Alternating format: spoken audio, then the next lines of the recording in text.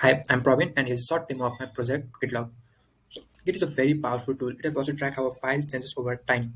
With Gitlab CI/CD pipelines, we can extend this to track how any data source on the internet changes over time. So, let me show you a quick demo. So, for example, if I want to track any data source on the internet with GitLab CI/CD component, what I can do is create a new repo, create a new GitLab CI.ml file, include the component, and specify the data source that I want to keep track of. And now, what the component does is that make a request to this API, fetch the data, and save it in the repo itself. And so the data is fetched and saved in the data.json file. And now I can specify how often do I want to run this. So just by going on the build and pipeline status, I can set it to run every day, every hour, every week, and so on. Here I am making a request to the NASA API to fetch the image of the day and saving it, and I'm running it every day. And now with this, I can just go to the history and look at what image of the day was at every day since I started this project.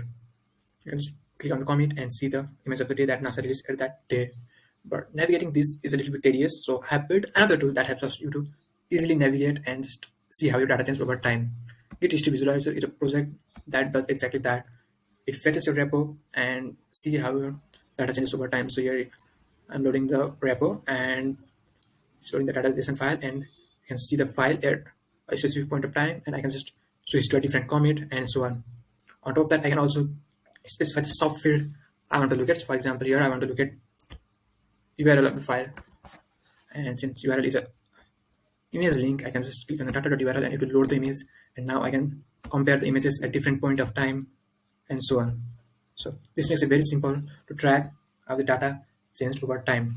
On top of just tracking simple data, I can also plot the entire history of the data. So here in this other project, I'm fetching the air quality index of a city, and what I can do is I can just click on visualize history, and in the x-axis it will be commit time, and in the y-axis I can specify the data point that I want to track. So for example, in the data I'll track list 0